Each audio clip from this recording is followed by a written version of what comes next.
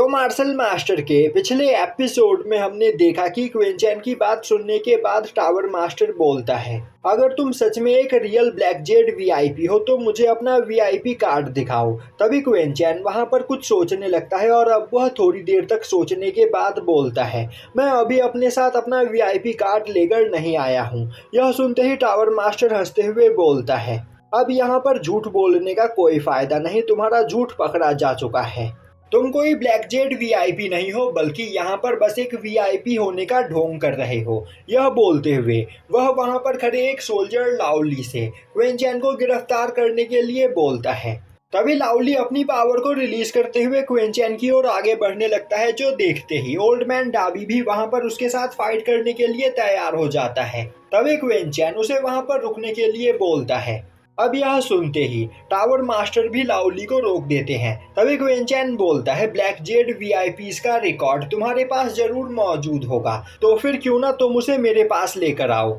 वह रिकॉर्ड मेरी ऑरा को काफी आसानी से पहचान ले। अब यह सुनते ही टावर मास्टर काफी ज्यादा हैरान हो जाता है और बोलता है, सच बताओ आखिर तुम हो कौन, और आखिर तुम्हें हमारे वांगबाओ टावर के बारे में इतना सब कुछ कैसे पता है, और अभी तुम जिस जेड रिकॉर्ड की बात कर रहे हो वह हमारे वांगबाओ टावर का एक सीक्रेट आर्टिफैक्ट है। क्विंचैन बोलता है, क्या मैंने तुम्हें बताया नहीं कि मैं एक ब्लैक जेड वीआईपी हूँ और एक ब्लैक जेड वीआईपी को सब कुछ पता होता है। तो अपना वह सीक्रेट आर्टिफैक्ट जल्द से जल्द मेरे पास लेकर आओ, जिसके बाद यहाँ पर सब कुछ क्लियर हो जाएगा। और उस आर्टिफैक्ट में चेक करने के बाद मुझे मेरा वीआईपी टोकन यहाँ पर मिल जाएगा और तुम्हें तसल्ली। अब यह सुनते ही टावर मास्टर वहाँ पर कुछ सोचने लगता है। तभी क्विंचैन हंसते हुए बोलता है, कहीं तुम्हें यह तो नहीं लग रहा कि मैं तुम्हारा सीक्रेट आर्टिफैक्ट चुराकर यहाँ से भाग जाऊंगा। तुम्हें परेशान होने की कोई जरूरत नहीं, मैं कोई चोर नहीं। अब यह सुनते ही टावर मास्टर अपने पास से वह अपना सीक्रेट आर्टिफैक्ट बाहर निकालता है और अब वह उसे एक्टिवेट करते हुए क्विंचैन की ओर आगे भेजता है। दूसरी ओर वहां पर खड़ा मैनेजर यह सब कुछ देखकर काफी ज्यादा हैरान होता है। तभी क्विंचैन आगे बढ़ते हुए उस सीक्रेट आर्टिफैक्ट में अपनी ऑरा को डालता है। वहीं पर वह सोच रहा होता है, मेरी पिछली लाइफ में वांगबाओ टावर का ग्रैंड मास्टर मेरा डिसाइपल हुआ करता था और वह मेरी वर्शिप किया करता था, और उसने एक टाइम पर मुझे एक ब्लैक जेड वीआईपी टोकन भी गिफ्ट किया था। और भले ही मेरी पुरानी बॉडी यहाँ पर डिस्ट्रॉय हो चुकी है, पर इस बॉडी के अंदर भी मेरी पुरानी सोल ही है। साथ ही साथ हमारा ऑरा भी बिल्कुल सेम है, तो इस आर्टिफैक्ट को यहाँ पर मेरे ऑरा को पहचानना चाहिए। तभी वह आर्टिफैक्ट वहां पर काफी तेजी से ग्लो होने लगता है, जो देखते ही सभी लोग वहां पर हैरान हो जाते हैं। और अब उस आर्टिफैक्ट के अंदर से काफी ज्यादा मात्रा में एनर्जी रिलीज होने लगती है, जिसके बाद वह आर्टिफैक्ट उस जगह पर एक ब्लैक जेड वीआईपी टोकन में बदल जाता है, जो देखते ही टावर मास्टर के वहां पर होश उड़ जाते हैं। और अब वह टोकन सीधा उड़ते हुए क्विंचैन के पास आता है, जो देखते ही टावर मास्टर आगे बढ़कर क्विंचैन को वहां पर ग्रीट करते हुए उसे वांगबाओ टावर में वेलकम करते हैं और वह अपनी गलती के लिए वहां पर क्विंचैन से माफी मांगने लगते हैं। तभी मैनेजर आगे बढ़ते हुए बोलता है, मास्टर कहीं यह आर्टिफैक्ट यहाँ पर खराब तो नहीं हो गया है, जो यह इस गरीब से दिखने वाले बच्चे को अपना मास्टर बता रहा है। और तो और मैंने आज से पहले किसी भी ब्लैक जेड वीआईपी टोकन के बारे में कभी नहीं सुना, तो कहीं इस पर्सन ने आपको भी यहाँ पर बेवकूफ तो नहीं बना दिया। यह सुनते ही टावर मास्टर उस मैनेजर को एक थप्पड़ मारते हुए दूर फेंक देते हैं और अब वह गुस्से में चिल्लाते हुए बोलते हैं, आखिर तुम्हारी हिम्मत कैसे हुई एक ब्लैक जेड वीआईपी के बारे में इस तरह बात करने की। अभी हम लोग वांगबाओ टावर के जिस ब्रांच में खड़े हैं, एक ब्लैक जेड वीआईपी पलक झपकते ही इस ब्रांच को डिस्ट्रॉय कर सकता है।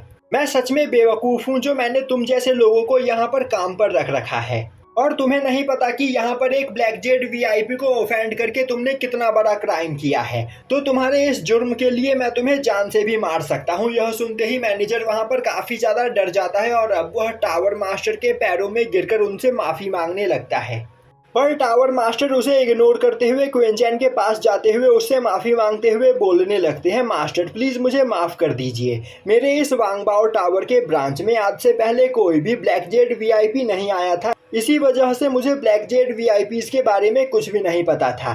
तो मैं आशा करता हूँ कि आप मुझे यहाँ पर माफ कर देंगे। वहीं पर खड़ा क्विंचैन बिना कुछ बोले टावर मास्टर को देख रहा होता है। तभी टावर मास्टर बोलता है, मास्टर प्लीज आप बस मुझे यहाँ पर ऑर्डर दीजिए, मुझे यहाँ पर आपके लिए क्या करना है।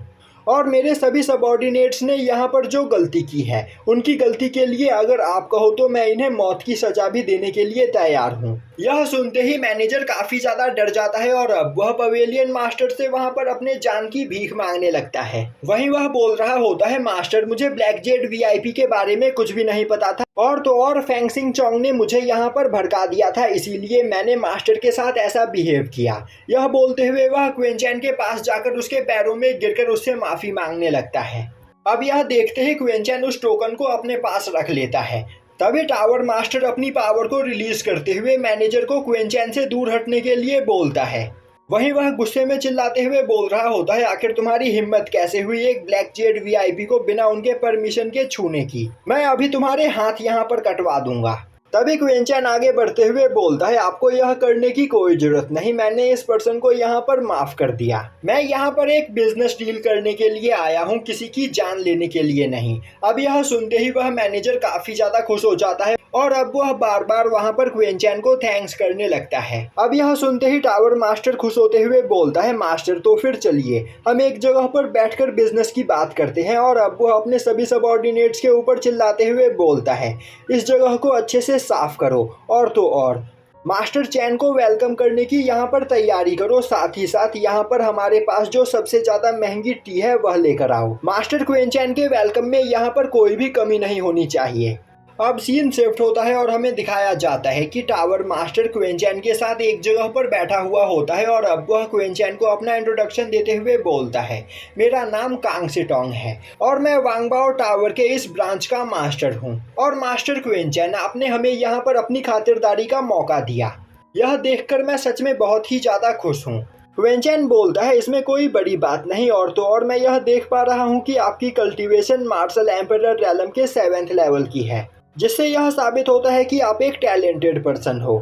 तभी कांग सिटोंग बोलता है, नहीं मास्टर, मैं आपके सामने कुछ भी नहीं, अभी आपकी एज यहाँ पर बहुत ही ज़्यादा कम है, पर इसके बावजूद आप मार्शल किंग रैलम के पीक पर हो और बस यहाँ पर थोड़ी सी और मेहनत करने के बाद फ्यूचर में आप मुझसे भी ज़्यादा पावरफुल बन जाओगे।